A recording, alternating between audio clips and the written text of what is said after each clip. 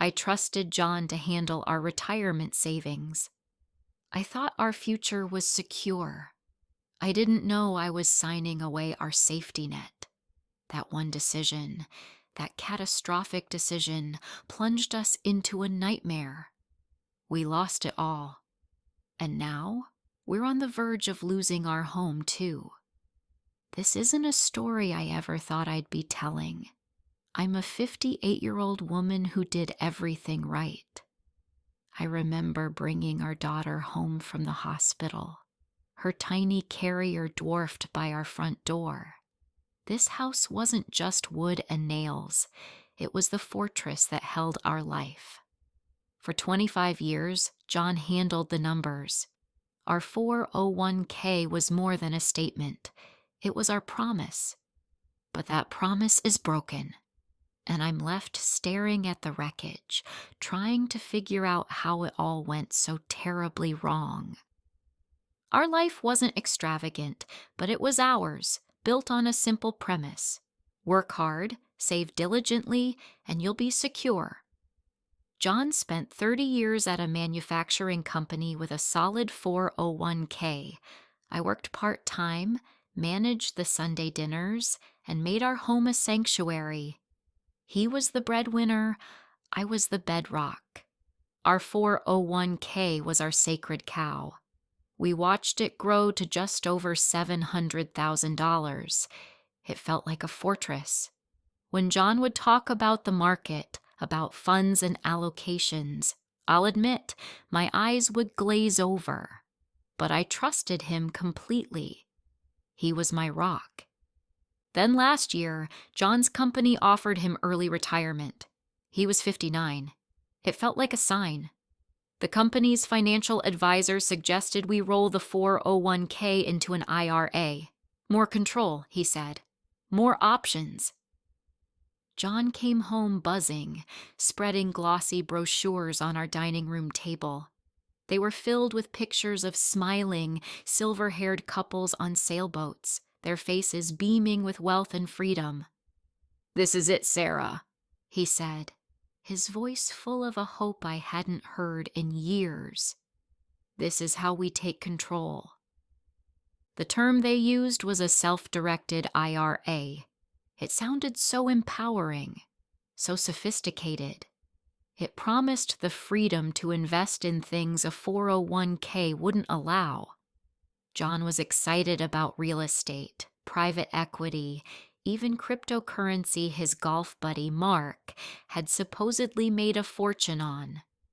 The stories were intoxicating. I remember asking him, "Are you sure you know how to handle all that? It sounds complicated. Maybe you've been there too. Signing a paper you didn't fully understand because the person you love was so sure." He just patted my hand, his confidence a warm, reassuring blanket. "Don't you worry," he said. "This is how we turn 700,000 into $1 million. That word, flexibility, was the siren song. The 401k felt rigid, safe, but slow. The self-directed IRA offered a huge menu, but we didn't realize we were stepping out of a protected environment and into the Wild West with no sheriff in sight. I signed the papers right alongside him. My signature was an act of faith. We toasted with champagne that night, celebrating our brilliance. We had just dismantled our own fortress and invited disaster right through the front door. But the scam was only the beginning. The first investment was a private placement in a tech startup his friend Mark had raved about. The prospectus was slick, promising returns that made the stock market look like a piggy bank. "This is our 10-bagger, Sarah," John told me, his eyes gleaming. A cold knot formed in my stomach. "John, that's so much money. Isn't that risky?" "It's a calculated risk," he explained impatiently. "You have to be bold." The company's investor relations guy, a smooth talker on the phone, had made John feel like an insider. a classic fraud tactic. And just like that, the first $50,000 of our life savings was wired away. The next was a small commercial property for $200,000. For 6 months, things seemed okay. A couple of small dividend checks arrived, fueling John's confidence. Then the cracks began to show. A medical bill came in. "John," I said, "we need to dip into savings for this." He looked up, frowning. "We can't." "Not from the IRA." "What do you mean we can't?" "It's our money." "It's not that simple," he said, his voice tight. "You can't take a loan from an IRA like a 401k. If we take money out, it's a permanent withdrawal. We'd pay income tax on it, plus a 10% penalty." That was the first time I felt real, cold fear. We paid with a credit card, the first time in years we'd carried a balance. Soon after, the dividend checks stopped. John's calls went to voicemail. The company was a ghost. Our $50,000 was gone. John was crushed. He'd sit in his armchair for hours, the shame radiating off him. The silence at the dinner table was a third, unwelcome guest. I tried to be strong for him. "It's okay," I told him. "It was just a small part." But the rest was in trouble too. The tenant in our property went out of business. The rental income vanished. Then the market crashed. John, in a panic, had moved the remaining cash into ETFs just days before, at the absolute peak. He turned his laptop screen towards me, his face pale. Our $450,000 was now less than $300,000. If our fortress wasn't safe, then what was? The nightmare wasn't over. A while back, John had taken a short-term business loan. Now, with our investments gone, the lender came calling, and they were suing. We sat in a lawyer's dusty office as he delivered the final, devastating blow. He looked at us with pity. "Your 401k," he said, "was like a steel vault, protected by a federal law called ERISA, one of the strongest creditor protections there is." He paused.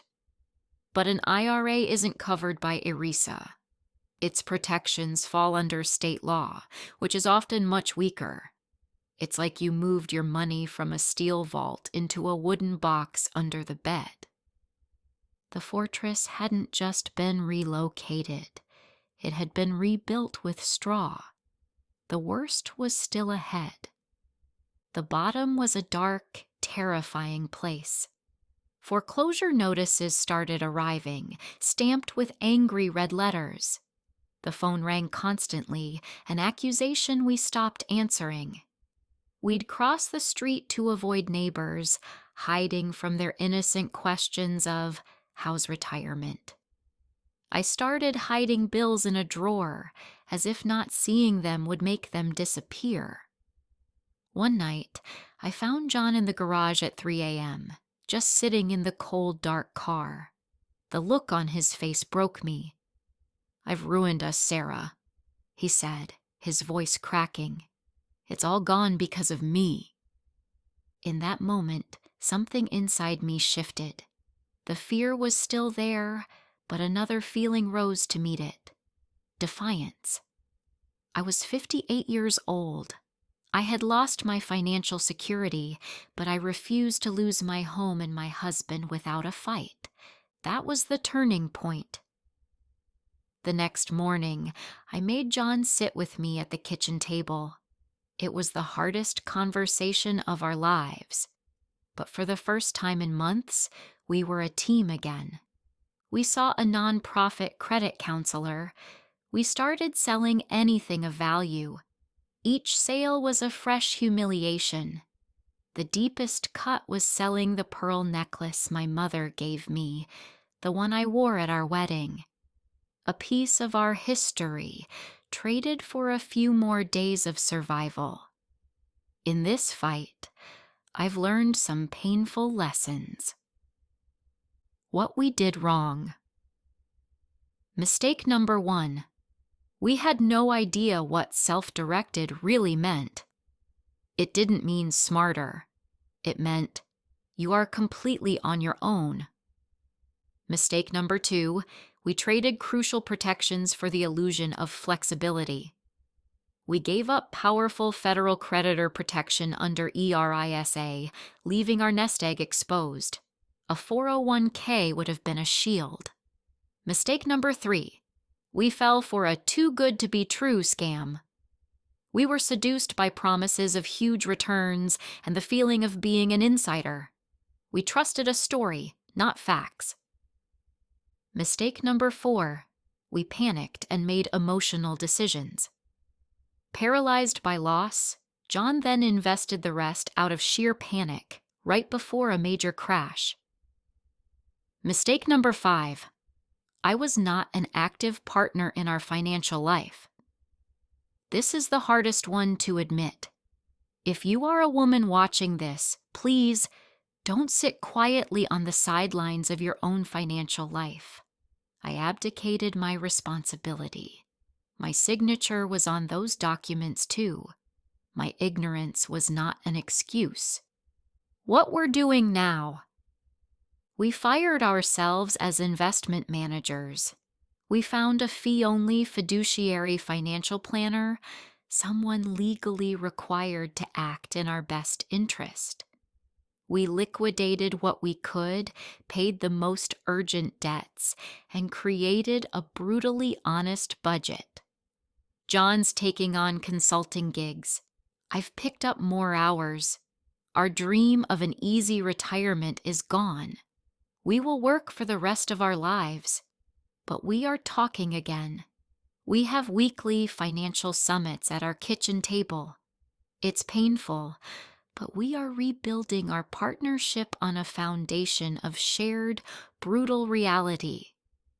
We've all been told the same retirement story. Work hard, follow the rules, and you'll be safe. But for too many of us, that's a lie. This journey has been incredibly isolating. But silence is the scammer's best friend. It's the enemy of recovery. If you're watching this and any part of our story sounds familiar, if you feel lost, please don't suffer in silence. Share your story in the comments. You will find you aren't as alone as you think, and if you found any value in our painful story, please subscribe for updates on our journey to recovery. I look at that picture on our mantelpiece from our 25th anniversary. We're on a beach, smiling, the future a bright, endless horizon. I would give anything to go back and warn that woman, to tell her to ask more questions, to not be a passenger in her own financial life. I can't. We lost our savings, we lost our security, we lost our pride. But as I sit here today, looking at the man across the table from me, a man who is broken but not beaten, I know what we haven't lost. We haven't lost each other, and we haven't lost our will to fight back. The dream of a carefree retirement is dead, but the fight for our future, for our home, for our dignity, that fight has just begun. And it's a fight we'll face together. Watch this next for another gripping tale of retirement gone wrong, plus the lesson you can't afford to miss.